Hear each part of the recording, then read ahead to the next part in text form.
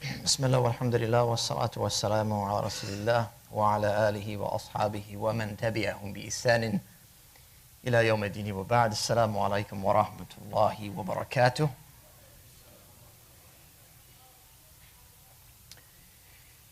Here we are once again with Imam al-Ba'ali's Bidāyat al-ʿābid wa kifayat al-zāhid. This is, of course,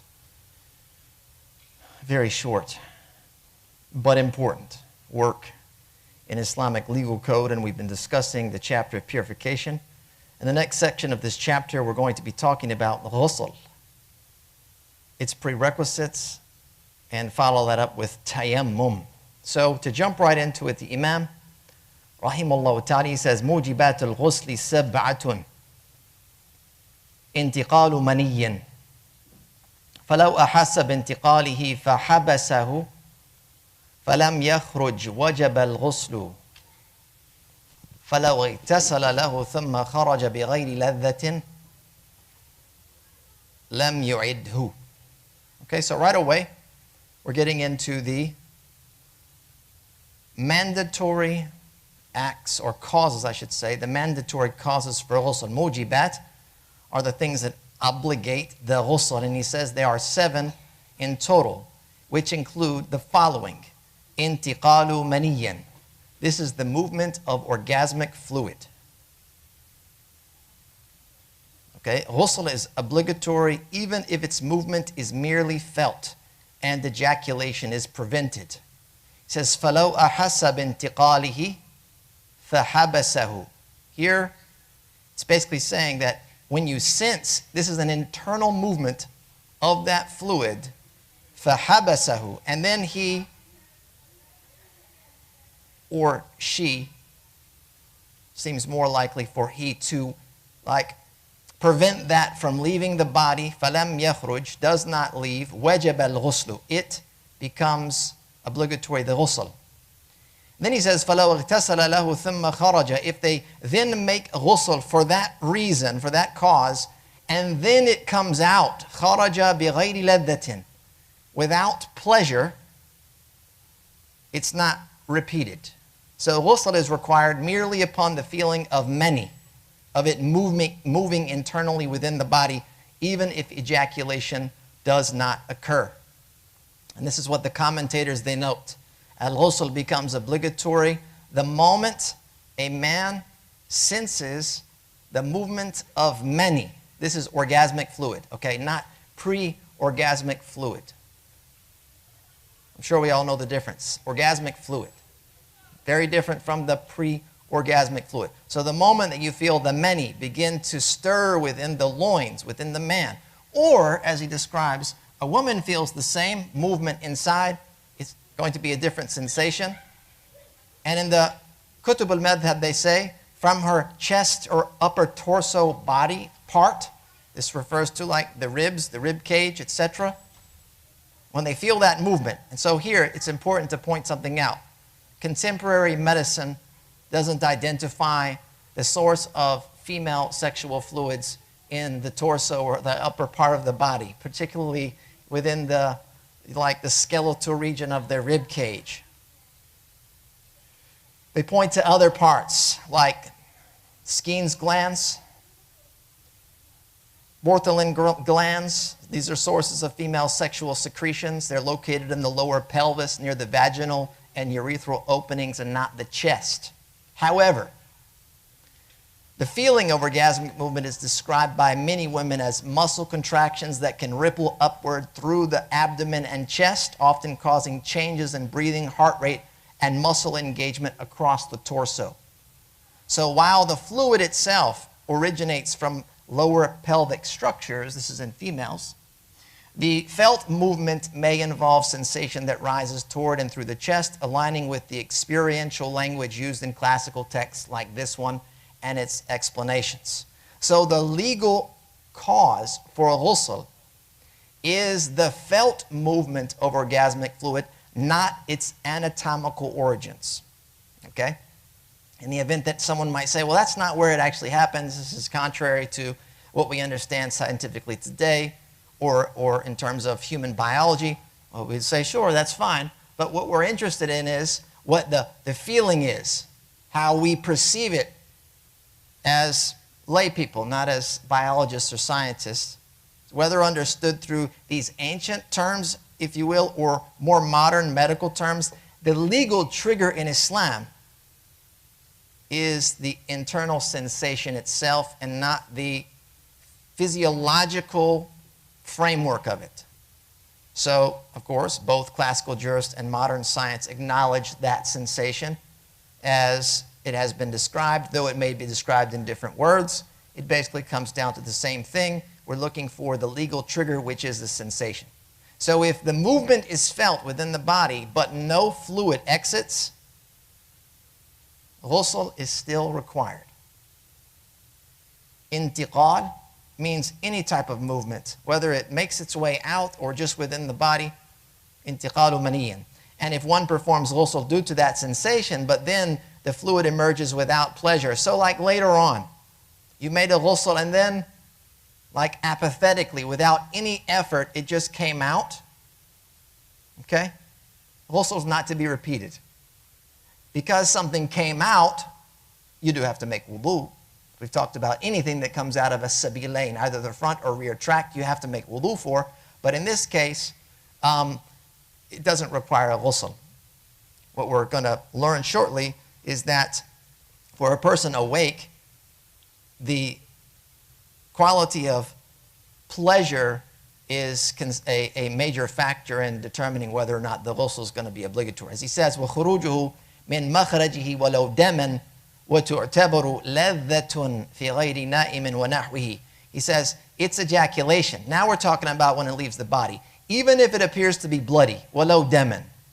If it appears to be bloody, from its source, min makhrajihi, from its original source, with consideration given to pleasure for anyone not asleep or similar. So when you're awake and you're aware, if orgasmic fluid were to ejaculate out of the body, we would consider, was this something that happened based on desire and pleasure or something that happened based on a medical condition?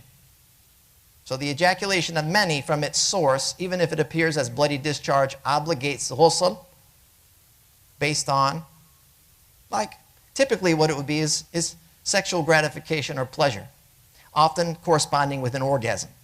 But it's defined in much broader language. Okay, so it might not be described as orgasmic by some, but the fluid still discharges or is ejaculated from the body. Okay?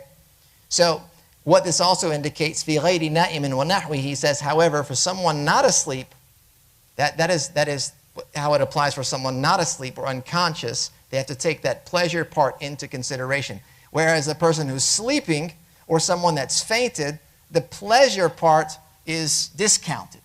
And the presence of many is sufficient regardless of how it got there. Because if you're asleep, you have no idea. It could have been, it might not have been, who knows, but the fact that it's there, you're going to be required to make a ghusl. That gives us an idea of the first and second cause for ghusl. The next one he says, وَتَغِيبُ حَشَفَةٍ أَصْلِيَةٍ أَوْ قَدْرِهَا فِي فَرْجٍ أَصْلِيًا وَلَوْ دُبُرَ لِبَهِيمَةٍ أَوْ مَيِّتٍ مِمَّنْ يُجَمَّعُ مِثْلُهُ وَلَوْ نَائِمًا. The next line it reads, the insertion of a primary glans or its equivalent into a primary sexual opening, even the anus, whether that of an animal, yes, they talked about these things, or a corpse. Right, so don't think about the ruling of these things, because there's a ruling for that type of behavior. Okay? In Islam, it's not permissible to engage in intimate activities with non-human creatures or non-living humans. But, as we know, it's not out of the realm of what human behavior is, not even today, but in the past as well. Okay? So you still have to address the topic so that, you're right, people are going to engage in this, unfortunately. And while they may engage in these acts, if they're Muslim, guess what they still have to do? They still have to pray. Okay, hopefully they have to repent. I mean, they have to repent. Hopefully they'll repent, but they still have to purify themselves and they still have to pray. So the fuqaha, the jurists, they tried to cover all the bases so that no stone was left unturned. So here he says, from someone regarded as a subject of intercourse, even if asleep. Okay? So here let's take a look at this in a little more detail. The third cause of ghusl is the insertion of the glands. This is hashava. It's defined as a part of the penis uncovered by circumcision. Okay, so when the foreskin is removed, that's the portion of it that they're talking to. Just that amount into a primary sexual orifice. That means the vagina or an anus. Again, that is also impermissible in Islam. Okay? Anal intercourse is impermissible in our religion. But if you were to engage in it in some form or fashion along these lines, it would require a ghusl. He says, if the glands is absent, meaning it's been severed, then the insertion of its equivalent length would suffice to obligate a ghusl, as long as the insertion occurs without a barrier. Without a barrier. So if there is a barrier, like it's wrapped in something and inserted without ejaculation, then the ghusl is not required. This implies, or I should say, this applies, as I mentioned, whether the orifice is vaginal in nature or anal, whether it belongs to a human being, an animal, a corpse, they said a bird, or even a sea creature. Again, each of these things has a specific ruling that we should be well acquainted with within our religion. The jurists state that the legal rulings connected to the insertion of the glands are equivalent to those of full intercourse. Right? So they're giving you, basically highlighting the minimum amount that would be considered intercourse. All right? It's like, well, we just did a little bit, but not all the way. Well, that's just enough. As long as we've met that minimum requirement, then that's enough to be considered an obligation for ghusl. Some of the scholars have identified, by looking at this particular topic, over 400 rulings regarding this act. 400 rulings they've derived regarding this act of intimacy. Ghusl is required in such a case for both parties, even if the one who initiated the act is not yet legally accountable, such as a boy of 10 or a girl of 9. As long as they are of an age typically associated with intercourse. Okay, these are the ages that are associated with that. Like any age younger than that is not looked at with that lens. All right, in this scenario, both must perform the ghusl and also wudu if they wish to engage in acts that depend on those forms of purity, like reciting the Quran or making wudu for prayer, etc. They have to perform those things. However, there's an exception to this. If they intend to sit in the masjid, ghusl is not required. If they're in a state of major sexual impurity, wudu will suffice them. Okay, wudu will suffice them. If they just want to come sit in the masjid while they're in this major state of ritual impurity, they can sit in the masjid. Of course, they could not engage in the recitation of the Quran, or they could not pray, etc. In that state, they have to make a ghusl. Furthermore, if the person possessing the glands is asleep, without sound mental faculty, or unconscious, and it's inserted into someone, right? While you're sleeping or something, like they go and manipulate your body to the point that they are able to perform that act, then ghusl becomes obligatory for the person who was asleep, without sound mental faculty, or unconscious, just as it is for the other party. Even if she was the one unaware and the act was done to her, right? Both of them are obliged to perform ghusl, so it's not like, well, I didn't know what was happening, and you did that. Well, you still have to perform the ghusl. The intention is not considered here, the intention of the act. The next thing he says is, وَإِسْلَامُ كَافِرٍ وَلَوْ مُرْتَدًّا أَوْ لَمْ يُوجَدْ مِنْهُ فِي كُفْرِهِ مَا يُوجِبُ. The acceptance of Islam by a non-Muslim or a denier of faith, even if an apostate, so someone that was Muslim that left the deen, or one who had not done anything requiring a ghusl before basically their disbelief. So this is the fourth cause of ghusl. It's the acceptance of Islam. Whether male or female, they're obliged to make ghusl. This applies even if the person is an apostate or had not done anything during their time of disbelief before Islam that would normally require the ghusl, or even if they were merely of discerning age, mumayyiz, at the time of their conversion. They would still be obliged to perform the ghusl. This is because Islam itself mandates ghusl, and in this regard, the ruling is the same for the young and the old, the male, the female, just as in the case with minor ritual impurity like a hadith asghar. It wouldn't matter, those factors. The next thing he says, وَخُرُوجُ حَيْضٍ وَخُرُوجُ دَمِ نِفَاسٍ فَلَا يَجِبُ بِوِلَادَةٍ عَرَتْ عَنْهُ. He says the release of menstrual or postpartum blood, ghusl is not required for childbirth, absence of such bleeding. And this is the 5th and 6th causes of ghusl. And these are the release of the natural blood of women, menstrual blood and postpartum bleeding respectively. So the one thing that he mentions here as an exception is childbirth without blood. If that were to happen, it would not necessitate or require ghusl. And in such cases, it's noted that fasting remains valid and intercourse is not prohibited before ghusl. Ghusl is also not required for the expulsion of a blood clot, alaqa. This is like the process of conception.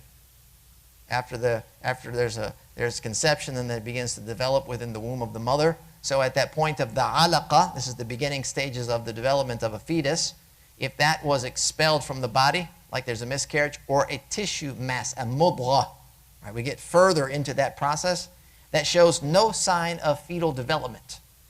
You cannot distinguish, is this a human being yet or not? It still just looks like a lump of flesh or mass of tissue. It's not going to require a ghusl. So it's going to probably be bloody, etc.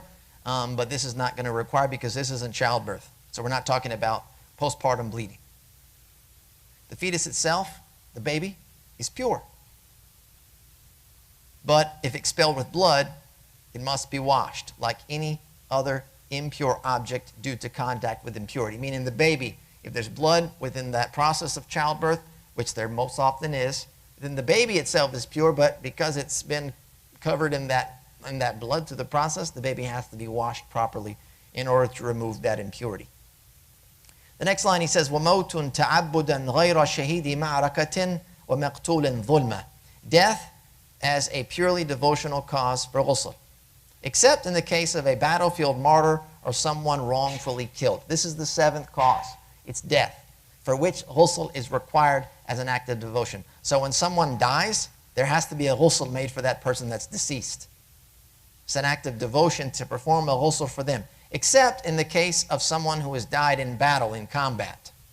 They've martyred in combat, or someone who is wrongfully killed, like somebody that was murdered, broke into their home, killed them, robbed them on the street, killed them, premeditated murder, wrongfully killed, because they're similar to the martyr in this way.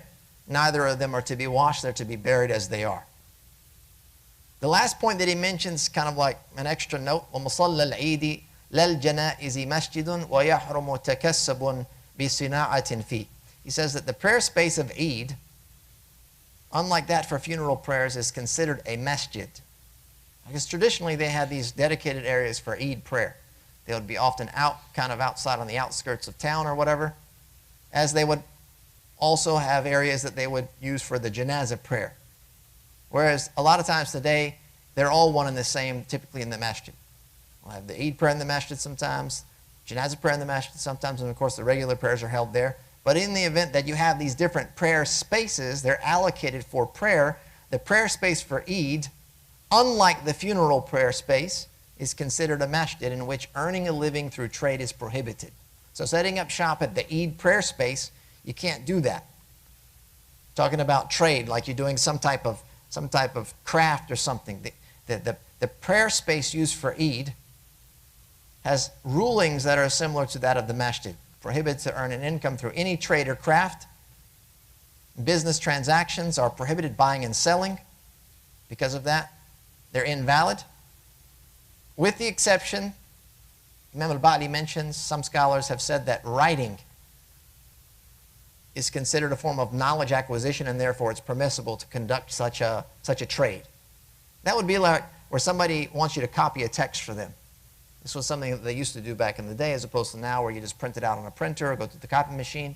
Before you'd have to commission someone to copy a book for you if you wanted it in your personal library. You say, look, I want to copy this book. I'm going to pay you money, copy the book for me. They're going to hand copy it. I'll pay it, and then I'll get the book when it's done. So this was an exception for that type of trade, because it's directly connected to ilm. And in Islam, knowledge has a very, very lofty status. And so sometimes, as you can see, exceptions are made for it. All right, that concludes that first section on ghusl. The next section is about the prerequisites. He says, وَشُرُوطُ الْغُسْلِ سَبْعَةٌ انقطاع ما يوجبه والنية والإسلام والعقل والتمييز والماء الطهور المباح وإزالة ما يمنع وصوله. So here, the 7 prerequisites of ghusl are 7. The first is cessation of what necessitates it. Meaning whatever is required you to make ghusl has to come to an end. So this is like very relevant to a woman's menstrual cycle or her postpartum bleeding. Right, so that has to come to an end before you can make the ghusl. If it's still happening, then the ghusl is invalid. As a shart, a prerequisite. It has to come to a conclusion. The second is intention, niyyah, which means there's a very big difference between taking a ghusl, a ritual bath, versus a shower that you would take after going to the gym to like freshen up. The intention behind the two things are very different. Right? You're going in just to clean the body, remove odors, sweat, dirt, whatever, versus I'm going into the shower in order to purify myself for worship. So the intention is important. The third is Islam. That should be obvious. For your ghusl to be valid, you have to be Muslim. The fourth is sanity, meaning of sound mind. So a person that's not of sound mind, their intention is going to render the act invalid. The fifth is tamyiz. Tamyiz here, we've talked about before. It's when a child reaches the age of 7 years from the Hijrah calendar. This is known as discernment. The sixth is purifying permissible water. And we discussed ṭahūr, ṭahir, the difference between purifying and pure. Purifying is the water that will purify other things, whereas pure water is pure in and of itself, but not a cleansing agent. And then it has to be mubah, meaning permissible. So you couldn't use stolen water. You couldn't misappropriate water in order to perform these acts of ritual purification. The seventh is removal of whatever prevents its contact. And that's similar to wudu, and that if you had some type of substance on the skin preventing water from reaching the skin, then that would need to be removed. So if you had paint or heavy greases or fats or some types of solids, if there were bandages on the body that could be removed, and then all that has to be removed so that water can come in contact with the skin. It should be noted that removal of impurity that does not prevent water from reaching the body is not a condition. Okay, so you may have impurities on your body. This would be especially the case if it was like a state of sexual impurity. Okay? Now you're going to go take a ghusl. You don't have to first wash all of that off in order for the ghusl to be valid. You can take the ghusl and that wash off in the process or after, as long as it did wash off. Your ghusl would be complete without having to remove it initially. His وَفَرْضُهُ أَنْ يَعُمَّ بِالْمَاءِ جَمِيعَ بَدَنِهِ وَدَاخِلَ فَمِهِ وَأَنْفِهِ حَتَّى مَا يَظْهَرُ مِنْهُ فَرْجُ امْرَأَةٍ عِنْدَ قُعُودِهَا لِحَاجَتِهَا وَيَكْفِي الظَّنُّ فِي الْإِسْبَاغِ وَمَنْ نَوَى غُسْلًا مَسْنُونًا أَوْ وَاجِبًا أَجْزَأَ عَنِ الْآخَرِ. So it's sole obligation. Okay, as we've learned that wudu has furud, there's obligations. Ghusl has an obligation. There's one obligation, and that is water reaching the entire body, including the inside of the mouth and the nose. Like wudu, the mouth and the nose are considered min al-zahir. These are outward parts of the body. That's why you have to wash in the nose and in the mouth. And what appears of a woman's vulva, as this too is considered an outer part of the body when she sits down, squatting on her legs to relieve herself. As the traditional method of going and using the restroom was not to sit on the commode, but to squat down on the ground. Right? So when you squat down, the physiology of the woman is that some parts of her private is going to be exposed that would not normally be so when she was standing up. So that part that's exposed during that position is considered min al-zahir. And so it has to also be washed. Similar to that is things that are like the skin under a ring. In the event that you had a ring, you would have to move that around or take it off completely in order to get water on the skin under that. What's not required is going to extremes like washing the eyes, right? Because we would say, well, if we're talking about the outward things, what's min al-zahir, right? The eyes we can see clearly. They're not hidden behind something. That's min al-zahir, but of course, you don't have to open your eyelids and splash water in there. Getting over the eyes, closing them and washing is going to meet the requirements. Assumption, here he says, yakfi al-dhannu. Assumption of the one washing is sufficient for completeness. Meaning their assumption that water has come in contact with the entire body is enough. To assume that I got everything is sufficient. Right? Sometimes, because ayn al-yaqeen, to be able to see that you've got everything, is near impossible for most people. Can't see my back, can't see all the parts of my body, but I can make an assumption based on what I've done, I felt, I've stood there and the water pouring over me. I assume that it's reached all of the parts of my body, and that assumption is enough for the ghusl to be completed. Another note here about ghusl in terms of the water, the amount that's used. Imam al-Ba'li says it's recommended to make wudu with a mud of water. One mud is like a double-handed scoop, to make wudu with that amount of water, okay? And 1 sa'a for ghusl, and that's like 4 of these in order to make ghusl, 4 amounts of that. If you can achieve completeness, meaning the water reaching all of the body with less than that, or reaching the parts that are required in wudu, if you can use less water, then that's enough, and it's not disliked to use less. What is disliked is wasting water in wudu. Using an excessive amount of water in wudu would be something disliked.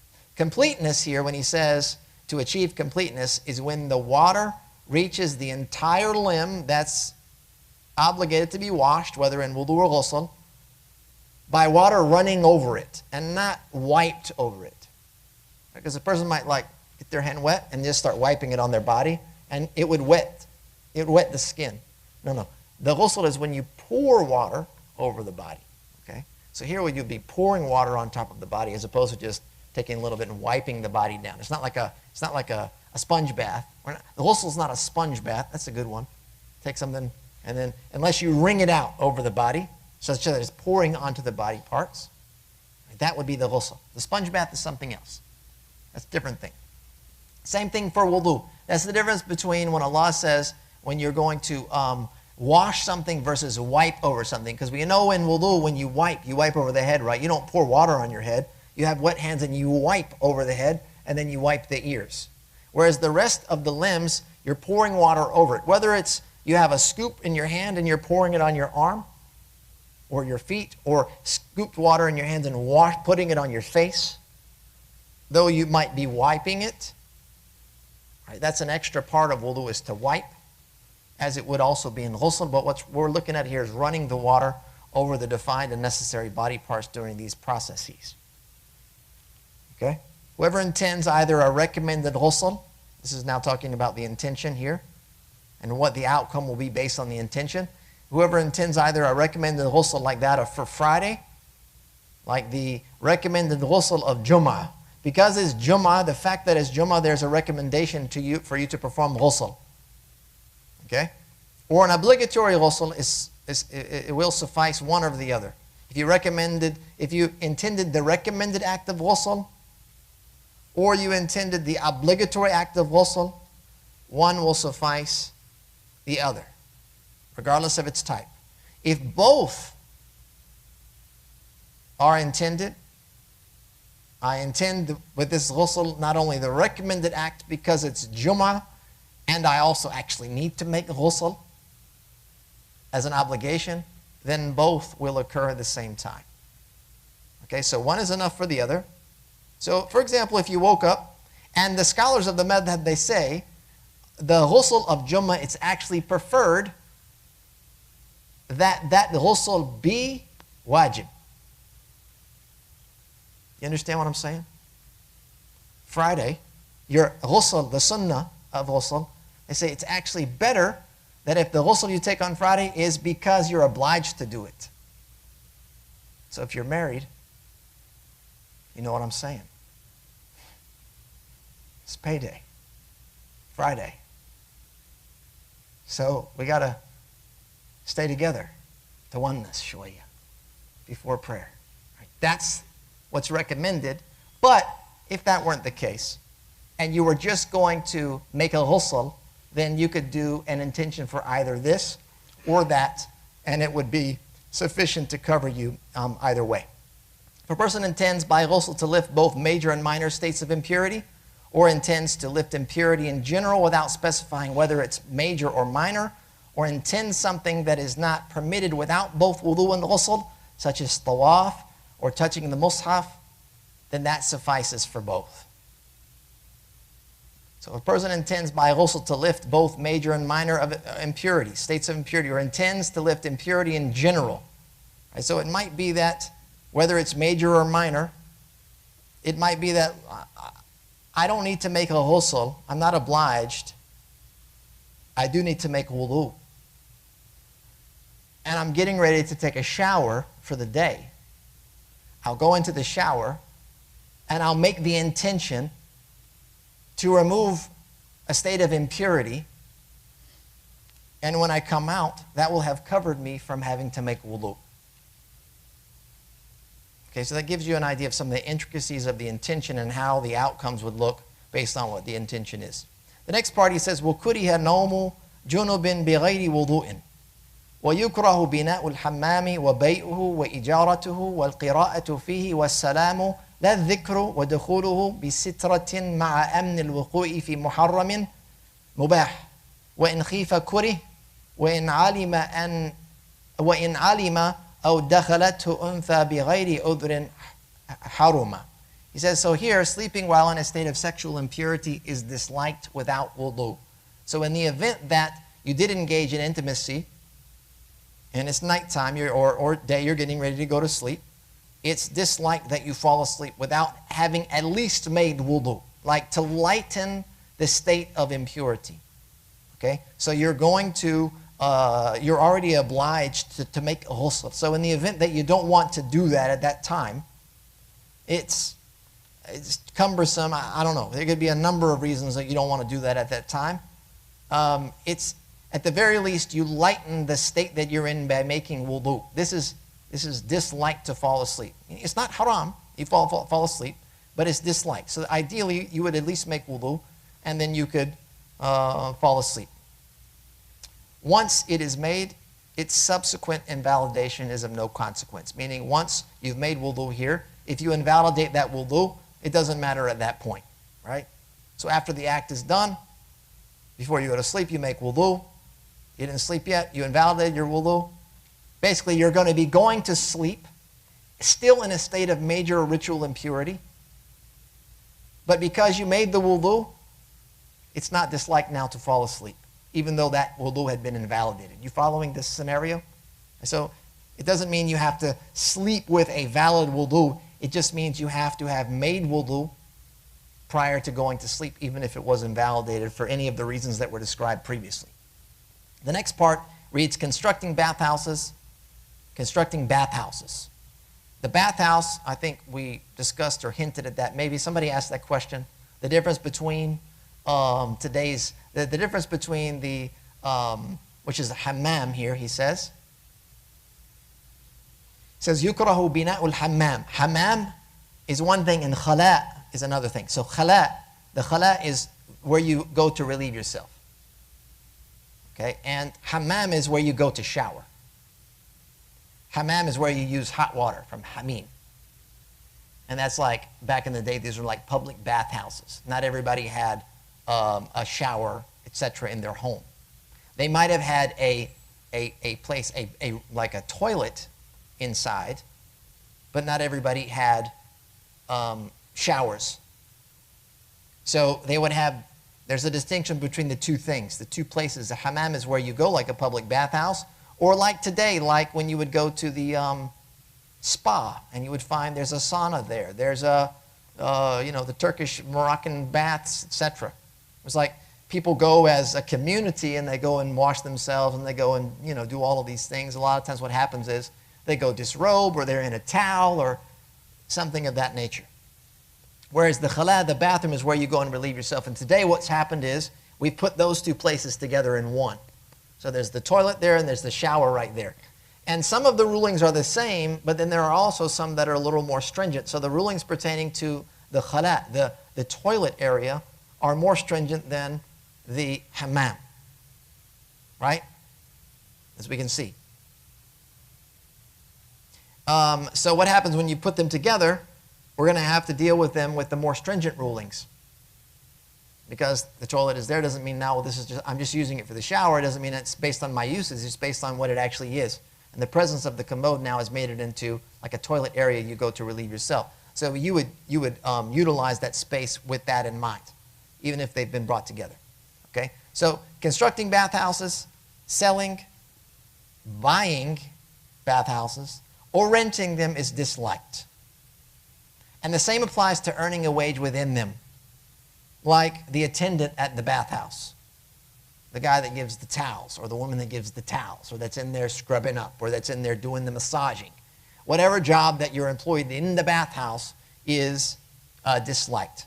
Reciting in them, even in a low voice, and giving the greetings of peace in them, saying salam, be it a response or an initiation of the greeting. It's also disliked to engage in the salam. But dhikr, he says, la dhikru, it's not. This is a different ruling. Here, the next part, dukhul, what's the ruling on entering into these places? So now for us it would be like going into the gym locker room. Right? You got a membership at the gym, and you're going to go, if you want to go into the locker room to change or whatever it may be, there's a couple of rulings that you have to keep in mind. So, وَدُخُولُهُ, here we're talking about the man. وَدُخُولُهُ, huwa. It's a masculine pronoun here. So long as they are clothed properly. بِسِتْرَةٍ مَعَ أَمْنِ الْوُقُوءِ فِي مُحَرَّمٍ, and they are secure from falling into impermissible, it's permitted for them to use these spaces. The impermissible would be like being witness to seeing somebody's aura, or your own being exposed.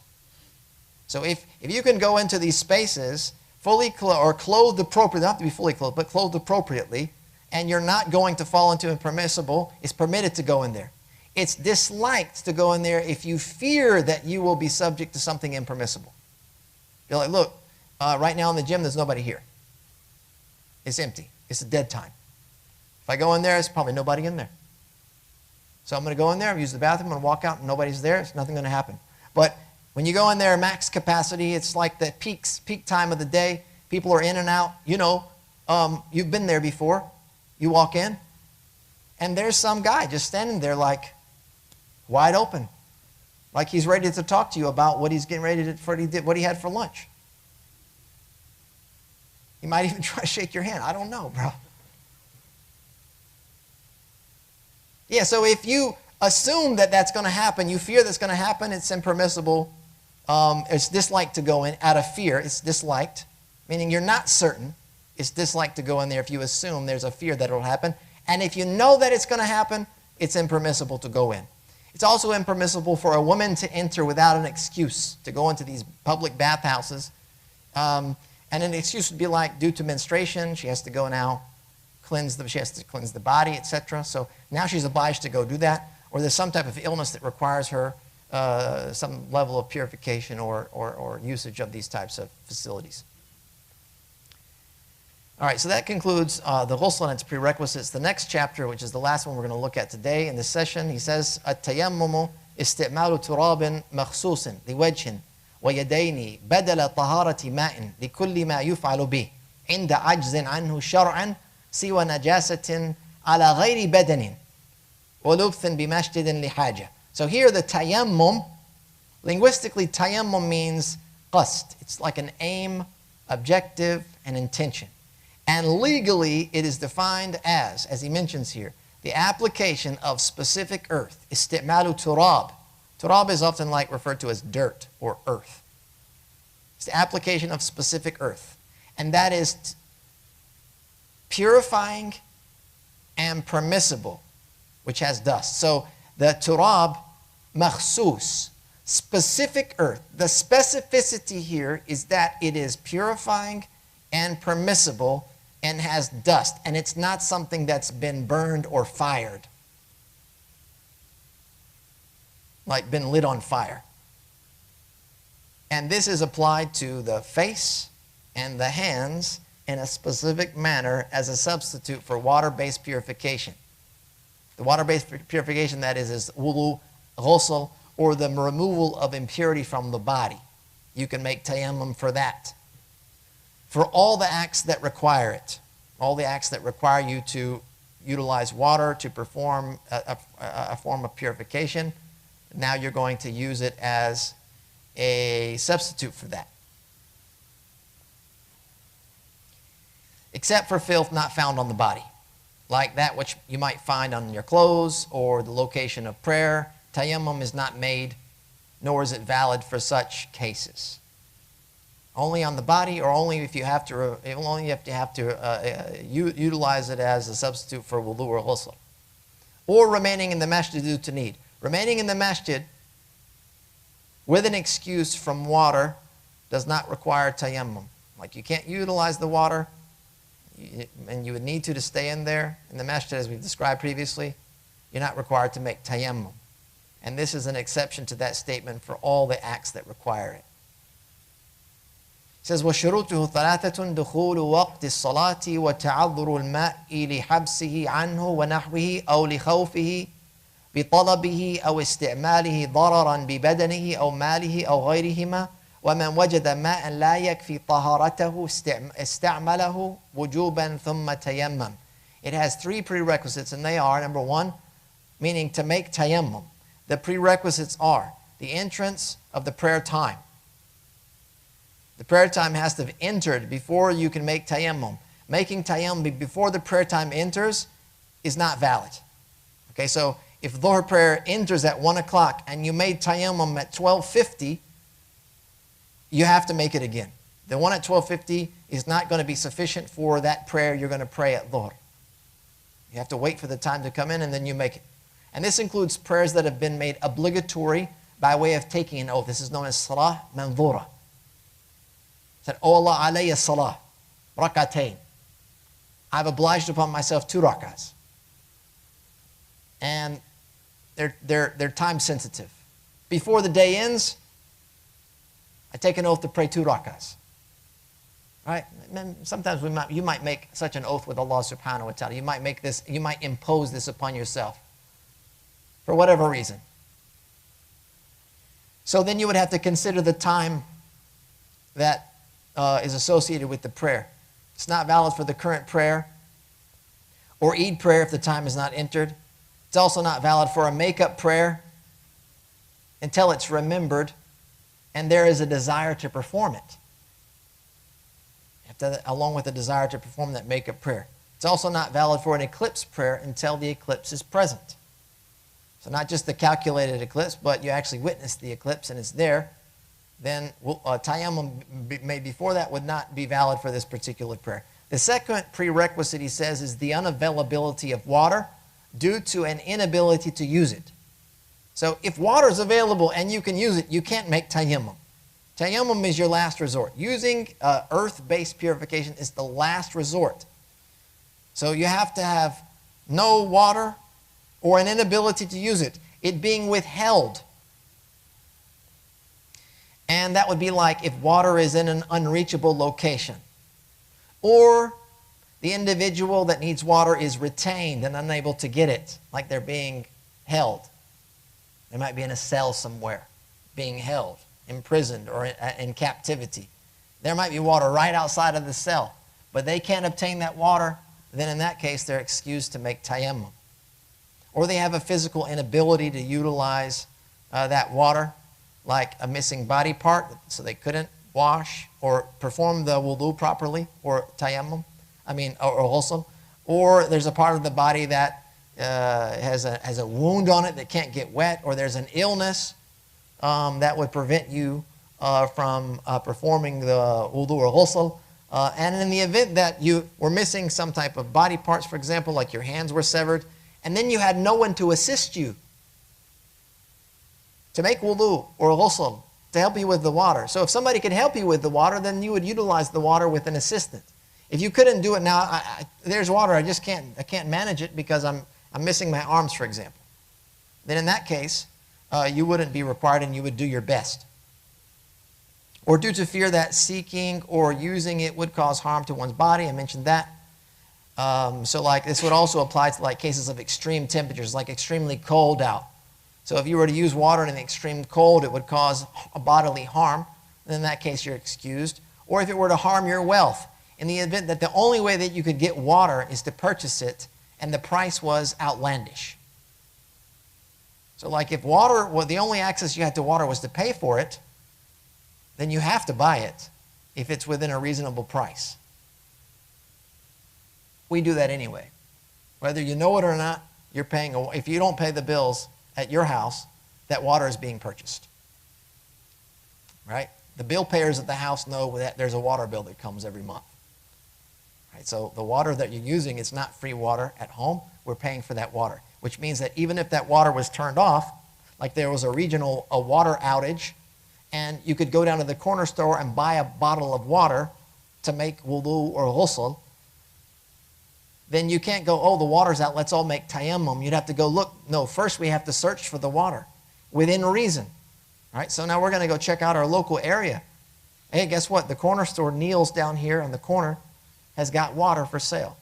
We're going to drive down there, or we're going to walk down there, we're going to buy it at market rate, and then we're going to utilize that for our wudu. If you go down there and he's realized that all the water's out and he starts to price gouge. So instead of paying $5 for the gallon of water, he goes, yeah, you got to pay $100 for the gallon of water. In that case, you're going to take a major loss, and this is an exorbitant amount to pay. So then you might have an excuse to say, well, yeah, that's going to cause me financial hardship and burden. And Allah subhanahu wa ta'ala doesn't seek to burden people with our religious obligations. Or if you had an excuse, some of them describe excuses of a different nature, like worrying about a travel party leaving while they're trying to find and utilize the water. So in the event that you feel rushed, if you start to go looking for water, your travel party is going to leave, and in that case you're going to get lost or abandoned. Then you make tayammum and you keep it moving with them. Or if you fear that, look, if I use this water that I have, I'm going to exhaust my water supply and risk dehydration. Or the dehydration of someone or some other creature that's considered sanctified. So in the event that you're like traveling, if you think about the days of old, like, or even today, like we're on a ship, we don't have access to water, fresh water at least. Obviously in a ship you could use seawater, we've talked about that, but you wouldn't want to exhaust your fresh water because you're drinking that. If you were with animals, we're also giving it to the animals to drink. And if we utilized it for purification purposes, we would exhaust the supply, leaving ourselves without any water to drink. So in that case, you also have an excuse to make tayammum. If one finds water insufficient for complete purification, right? So you have just about half of the amount of water you need to make wudu, you're obliged to utilize all that's available first. Then you perform tayammum for what you were unable to do after that. So it would not be valid if you performed tayammum and then exhausted that water. The tayammum would be invalid until you exhaust the water supply that you have that is allocated for purification. So وأن يكون بتراب طهور مباح غير محترق له غبار يعلق باليد فإن لم يجد ذلك صلى الفرض فقط على حسب حاله ولا يزيد في صلاته على مجزئ ولا إعادة عليه. So this is the third prerequisite, and that is that it be done with permissible tahur earth. Tahur. So that's the purifying, not tahir. The tahur is the purifying earth. And essentially what that means here is it's not second hand. We understand the same thing with water. Al-ma' al-musta'mal. Somebody's excess from their wudu. If you caught all of that in a container what went onto their limbs, and you caught it into a bowl underneath them, that's ma musta'mal. It's tahir, it's pure, but it's not tahur. It's tahuriyya, which is its quality of purification has been removed. And the same thing would be the case with earth. So if somebody's using that earth and you're collecting it, it's used, it's done, exhausted. You can't use that now. So that's the tahuriyya part. The next part, of course, he says, here is mubah, has to be permissible.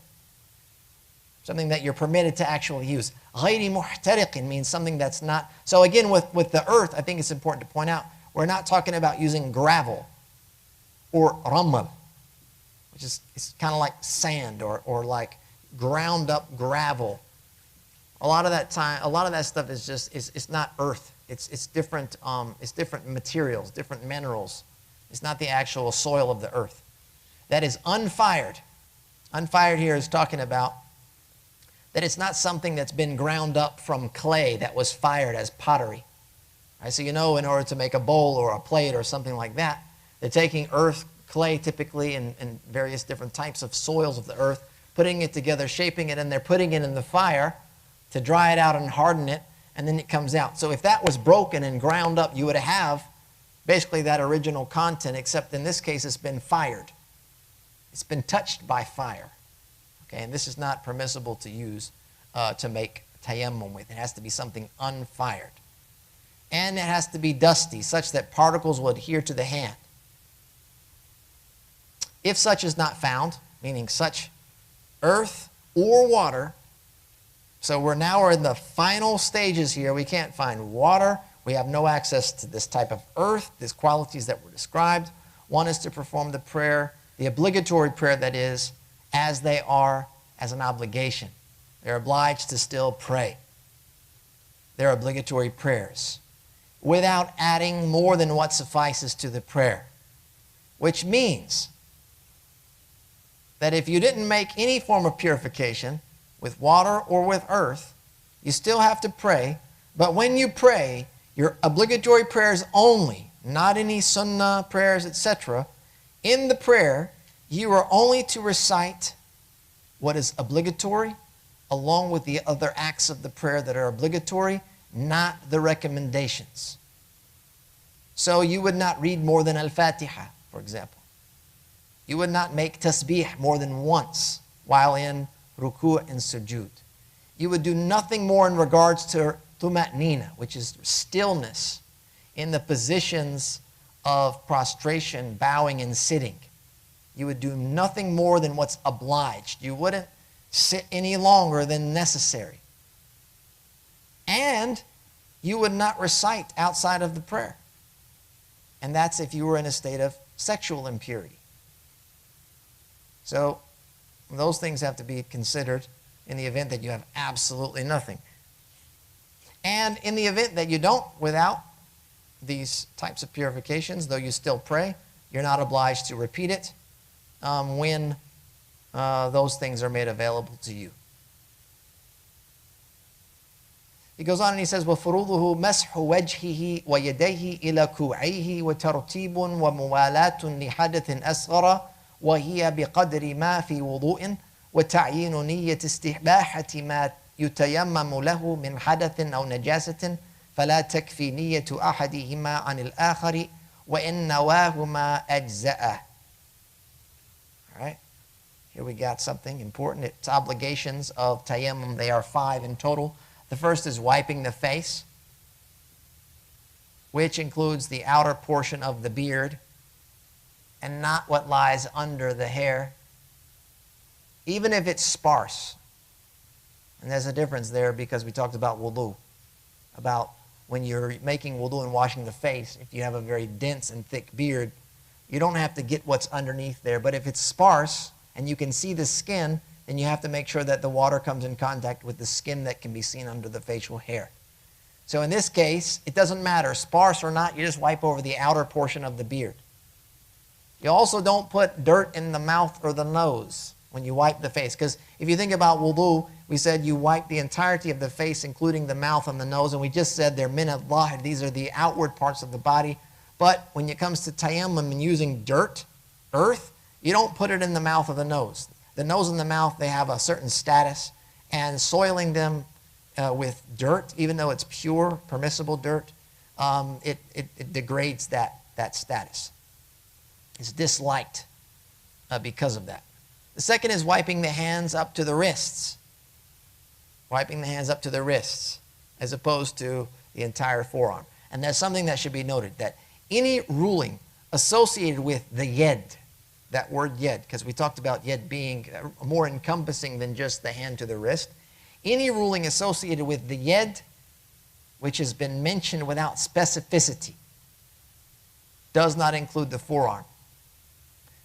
Okay, so if it was more than the hand up to the wrist, there would have to be an additional definition to it. I'd have to say the hand to the elbow, the hand up to the elbow. There would have to be some specificity. Otherwise, if they just said yed, then the rulings related to that are just going to be up to the wrist. And this would be like severing the hand of the thief. If they met the minimum requirements, as it mentions in the Quran, to sever the hand. And there are some requirements to do that. It's not like I sold $1, then I lose my hand. It was a certain amount, in a certain manner, with certain conditions that have to be met. Then here it's talking about this part. And though it might be interpreted based on the linguistics purely, the entire thing, because that's all considered the yed, here in the Islamic law, as I mentioned, there has to be some additional information to include the other parts of the arm. The third part, or the third prerequisite you mentioned, is sequence. This is tartib, and this is when performed for a minor hadith. So if you remember in wudu, you have to go in order with the body parts. Okay? And so tartib is an obligation for, or a prerequisite, if you will. I should say it's a fard here. If it's performed for a minor hadith, like something that you would have to make wudu for, then you have to go in order with the tayammum. The fourth is continuity. Continuity, remember, that's that time portion you're allowed between one limb to the next. That is also important to keep in mind. And this, again, would be for a minor hadith, equivalent to wudu. The fifth is specifying the intention to permit what tayammum is being performed for. Specifying the intention. Tayammum requires a very specific intention. Okay, because it's not like something is not going to remove the state of impurity. It just permits various different acts of worship and devotion. So whether the hadith be a minor or major impurity, the intention has to be specified. Or najasa, which is on the body.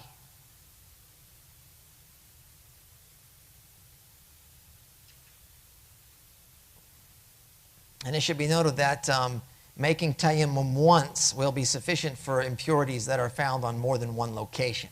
So if you have multiple impurities on the body, then you can make tayammum once for all of those. And of course, what you're trying to do is remove, to the best of your ability, the impurity that's on your body. Then, of course, the traces of that will be left. There might even be some actual matter of that left that you cannot get off without using water. And so here, tayammum, in the event that there was no water, would suffice you in this case, so long as the intention for the najasa was present. Tayammum, as I mentioned, it's like for emergency cases. It's not actually eliminating the hadith. So the intention cannot be elimination. And I'm going to eliminate or remove the hadith. The intention here must be to permit what requires purification. It's to permit. There's a difference here. Meaning, normally when we make wudu, I'm doing this in order to remove this state of impurity. In this case, you can't do it because tayammum doesn't remove anything. It only permits. And so here, you're basically going to be intending to permit you to engage in these types of devotion. The intention for one hadith does not suffice for the other. That is, intending tayammum due to a minor hadith does not suffice for a major hadith and vice versa.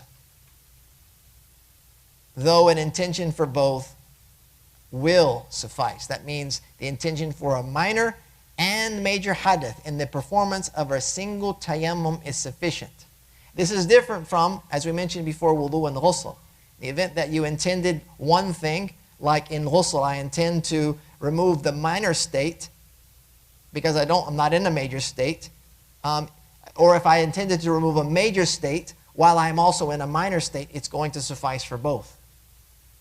Or I'm going to, see, there's like a blanket covering of sorts when it comes to the intentions for the other forms of purity, if you will. Whereas this one, intention here is requiring you to be specific in that if you have to make wudu because you use the restroom, for example, and you are also in a state of major sexual impurity, and now you're going to make tayammum, the intention has to be both the minor and the major. And you can make one tayammum and that would suffice. If you went in saying, well, I'm making tayammum because I'm in a major state of sexual impurity, and that should cover me for the minor because I also went to the bathroom, then no. In this case, because the nature of tayammum is very weak in what it can do, it will only cover you for what you intended. Right? So you have to be careful that you're intending whatever is present in terms of that hadith, be it a minor or a major. It's also sufficient when performing tayammum with the intention of a single hadith when multiple are present, such like if a person is in tayammum due to the fact that they went and urinated or they passed wind. So now you have two reasons why you have to make purification, and without water, you can intend one of these with tayammum because they're of the same category, minor, and it will be sufficient for both of those acts. The same of major hadith applies. It says, وَيُبْطِلُهُ مَا يُبْطِلُ الْوُضُوءَ وَخُرُوجُ الْوَقْتِ وَحُدُودُ الْمَاءِ وَوُجُودُ الْمَاءِ وَإِنْ تَيَمَّمَ لِفَقْدِهِ وَزَوَالُ الْمُبِيحِ لَهُ وَخَلْءُ مَا يُمْسَحُ عَلَيْهِ. In that, it's here we're talking about what invalidates, that tayammum is nullified by 5 things. The first is what nullifies wudu. And we know that there are 8 things that nullify wudu. So any of those things will also nullify your tayammum. The expiration of the time. Remember, this is a time-based thing. So if we're doing it for dhuhr prayer, when dhuhr prayer exits, it's now asr prayer. Tayammum that was made for dhuhr is now invalidated, and we have to make another tayammum for asr, even if we didn't do anything to invalidate purification. There's no hadith committed. We still have to now make wudu or tayammum because that tayammum's been invalidated with the expiry of its time period. So this would be including a tayammum made due to sexual impurity for the purposes of recitation or remaining in the masjid, menstruation in order to engage in intimacy after that. It's time-based. Once the prayer time that it was made in, it now expires, then that tayammum is expired with that time. The third is the presence of water. So if tayammum was done due to its absence, meaning they were capable of using water without undergoing harm, but the water was not there. And now the water is present. So you went, there's no water on the tap, there's no water at the store, and then now all of a sudden water becomes available, tayammum is lost. But if you made tayammum because you can't physically, due to an injury or something, and the water is still present, then of course the tayammum is not invalidated, because you're making it not because of the water being absent, but because of a physical impairment. The next one is, this is number 4, the cessation of its permissive cause. The cessation of its permissive cause, meaning if the tayammum was performed due to illness, that covers that previous condition that I mentioned there. The water is there, you just can't make tayammum because you're ill, an extreme cold or something like that. And so the moment that you're cured of that illness, or the water warms up, the conditions of it change, the state of purification would be invalidated. Okay, the 5th is, he says, the removal of what was wiped over, such as any footwear, what would be wiped over, or has been wiped over, such as any footwear, a turban, a khimar, a cast, bandage, what was worn in the state of water-based purity, and tayammum made after, even if it wasn't previously wiped over. So if that was removed, then the tayammum would be invalidated. Even though you're not wiping over those things during tayammum, if they're removed after having been put on with a water-based purification, then it's gone. So how is it made? Right? We didn't even get to that yet, but that's very important. The manner in which tayammum is performed is made, of course, with the intention first. Then you say, Bismillah, the Basmalah said. Then you strike the earth with both hands. Your fingers open, palms to the ground, onto the earth to get that dust to cling to the hands and the fingers. And then you wipe over your face with the tips of your fingers, such that whatever dust that collected on your fingers would wipe onto the face, the entirety, remember the beard included. The palms, the dirt that's on the palms is now saved to wipe over the hands. 1, 2, done. 1 strike, 1, 2 wipes. The safest option, they mention, is 2 strikes of the earth. 1 to wipe the face, and another one to wipe the hands, and that will cover you when it comes to how and why you would make tayammum properly. And that's where we'll wrap up for today. Jazakallah khair. I appreciate your attendance, your attentive listening. We'll pick up here next time. Jazakallah khair. Wa sallallahu wa sallam ala nabiyyina Muhammad wa akhir da'wana.